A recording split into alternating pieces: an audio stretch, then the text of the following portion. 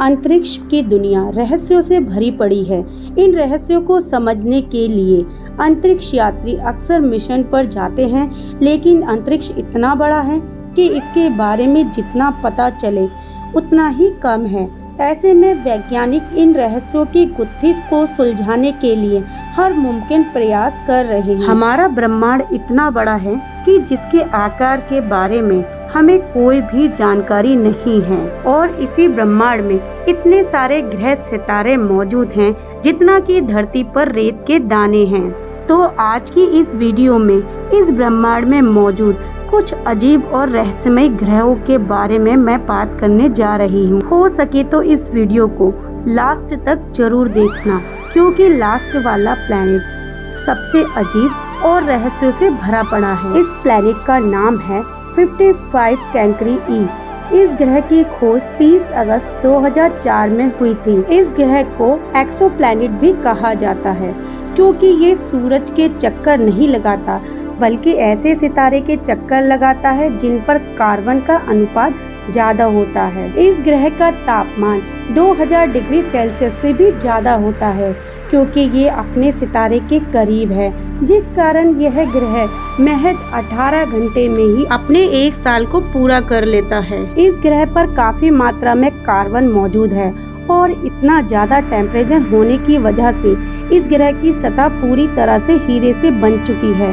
Report के अनुसार इतना तापमान किसी भी कार्बन को हीरे में तब्दील करने के लिए काफी है। इस ग्रह की दूरी पृथ्वी से 40 प्रकाश वर्ष दूर की है। आपको जानकर हैरानी होगी कि सूरज की किरणें पृथ्वी पर महज 8 मिनट में पहुंच जाती हैं।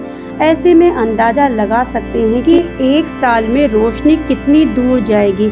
फिलहाल टेक्नोलॉजी अभी इतनी विकसित नहीं हुई है कि हम प्रकाश की गति से आगे चल सकें, जिस कारण इंसान को वहां पहुंचना और हीरे लाना संभव नहीं है। केपलर 452b 2015 में नासा के मुताबिक एक पृथ्वी जैसा ग्रह खोजा जा चुका है, जिसको नाम दिया गया है केपलर 452b। जैसे हमारी धरती का अपना सूरज है, वैसे ही केपलर 452b का अपना सूरज है, जिसका नाम है G2। हैरान कर देने वाली बात यह है कि धरती से सूरज की दूरी जितनी है, केपलर 452b की भी अपने सूरज के साथ दूरी लगभग उतनी ही है, और यहाँ का एटमॉस्फेयर भी हमारी धरती के जैसा ही है, और हमारी धरती की तरह ही यहाँ पानी, मिट्टी और हवा के होने की पूर्ण संभावना है। यहाँ धरती की तरह ही बहुत से विचित्र जीवों के होने की प्रबल संभावनाएं हैं। पृथ्वी के साथ इतनी समानता होने के कारण इसे पृथ्वी की बहन भी कहा जाता है। धरती को सूरज के चक्कर लगाने में 365 दिनों का समय लगता है। वहीं दूसरी तरफ केपलर को अपने सूरज G2 का एक चक्कर लगाने में 385 दिनों का समय लग जाता है। मतलब दोनों के रेवोल्यूशन टाइम में केवल 20 दिनों का ही अंतर है। हमारा सूरज 4.6 अरब साल पुराना है। वहीं दूसरी तरफ केपलर 452b का सूरज G2 6 अरब साल पुराना है। केपलर 452b हमारी धरती से 2 गुना बड़ा है। यहाँ पर एलियंस के होने की इतनी संभावना होते हुए भी यहाँ हमें एलियंस के बारे में कोई जानकारी क्यों नहीं मिल पाई है।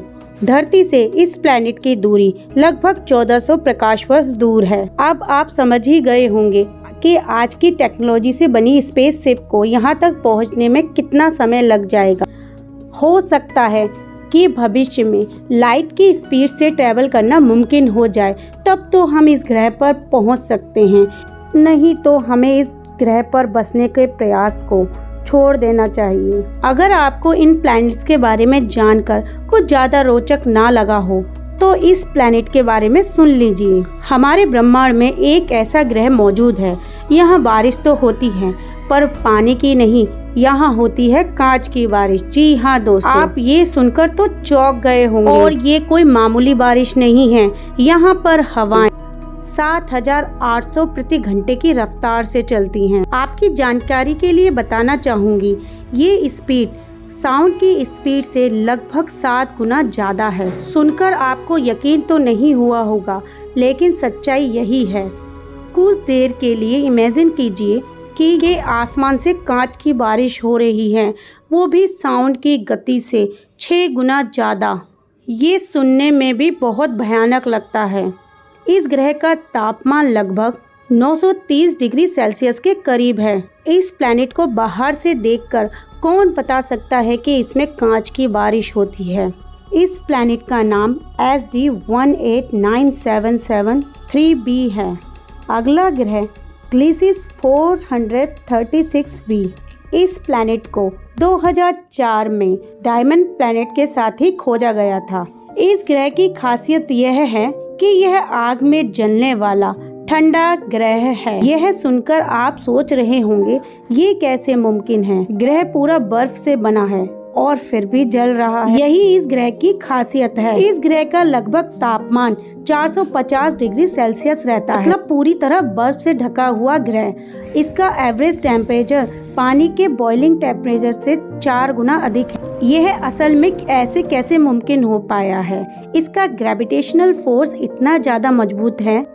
बहुत ज्यादा तापमान होने की वजह से बर्फ पिघलकर आसमान में जाने की वजह ग्रेविटेशनल फोर्स की वजह से सीधा ग्रह के अंदर चला जाता है और यही गैस फिर से बर्फ बन जाती है और ये रोटेशन प्रोसेस चलता रहता है और यह इसी आकर्षण की वजह से ये नॉर्मल ग्रह की तरह बादलों को भाप में बदलकर बारिश भी नहीं ला पाते। इस ग्रह का आकार नेपट्यून के बराबर है। अपने सूरज का चक्कर लगाने में 2 दिन 15 घंटे का समय लेता है। लगभग 1 साल धरती के केवल 2.5 दिन में ही खत्म हो जाता है। मैंने जितने ग्रहों के बारे में बताया वह सब हमारी धरती से बहुत दूर मौजूद हैं, लेकिन अब मैं जिस ग्रह के बारे में बताने जा रही हूँ वह हमारे सोलर सिस्टम में ही मौजूद है। नाम है टाइटन, जो कि शनि ग्रह का चांद है। जिस तरह से धरती का उपग्रह चांद है, उसी तरह से शनि ग्रह का उपग्रह टाइटन है। लेकिन इसमें कौन सी खास बात है? टाइटन के वातावरण में इतनी धूल है कि कुछ साल पहले हमें पता भी नहीं था कि इसकी भीतर की सतह पर क्या क्या मौजूद है। 2005 में वैज्ञानिक जान पाए थे कि टाइटन की सतह पर क्या क्या है, जो कि कुछ इस तरह दिखता है। यह एक ऐसी जगह है, यहाँ पर वातावरण के साथ साथ नदियाँ और झील भी मौजूद है। यहाँ तक कि यहाँ बारिश भी होती है, लेकिन यहाँ का तापमान -1 डिग्री 79 जितना है। इस वजह से यहाँ पर पानी को भी छूने में वह एक चट्टान सा महसूस होता है। यहाँ पर नेचुरल गैस मीथेन गैसीय अवस्था में न होकर लिक्विड अवस्था में है। अब तक मैं जिन नदियों, बादलों और झीलों के बारे में बात कर रही थी वह पानी से नहीं बल्कि मीथेन गैस से बने हैं। अब तक साइंटिस्ट टाइटन के 20% एरिया के बारे में ही जान पाए हैं, लेकिन इस 20% एरिया में ही इतनी मीथेन गैस मौजूद है जो हमारी धरती में मौजूद मीथेन गैस से 100 से 300 गुना ज्यादा है। जिस तरह हमारी धरती पर नेचुरल रिसोर्स की कमी दिखाई दे रही है, उस हिसाब से वैज्ञानिकों के लिए टाइटन उपग्रह पर स्पेस मिशन करना इंसानी सभ्यता के लिए बहुत ही फायदेमंद हो सकता है। टाइटन के बारे में सबसे अजीब बात यह है कि आप चाहे तो टाइटन पर उड़ भी सकते हैं।